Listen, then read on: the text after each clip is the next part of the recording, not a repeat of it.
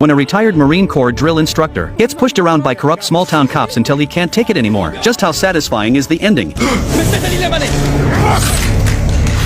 His name is Terry. Early that morning he rode his bike into town, planning to bail out his cousin who was being held. Just then a police car appeared behind him, but the next second the police car slammed into him.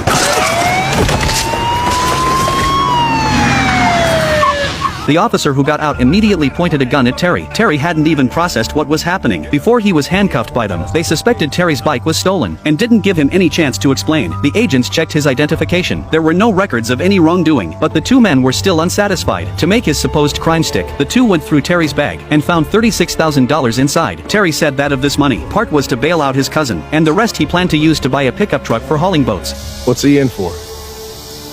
Possession. But it was just weed, and he doesn't sell, so.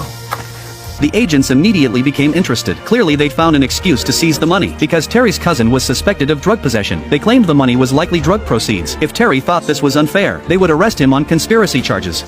Conspiracy?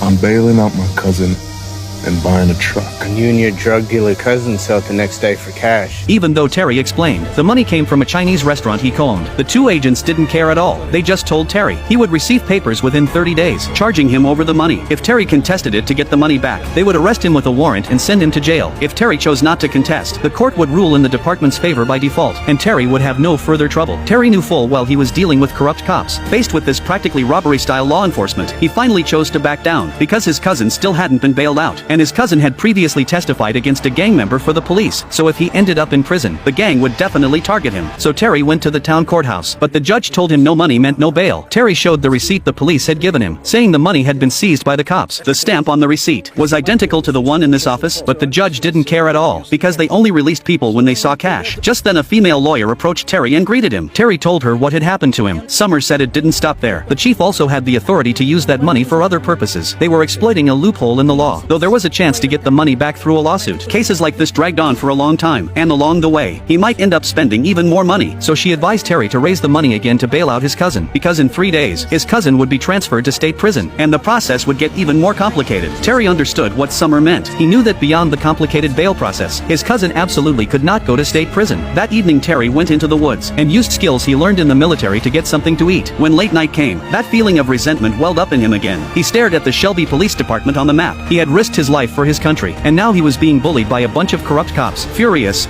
he went to the Shelby Police Department the next day, claiming he had been robbed. A female officer asked him to describe the suspect. Terry said he hadn't seen the man's badge number, but knew his last name was Marston. The female officer stopped what she was doing when she heard that. She told Terry to wait while she stepped out. Sure enough, before long, one of the corrupt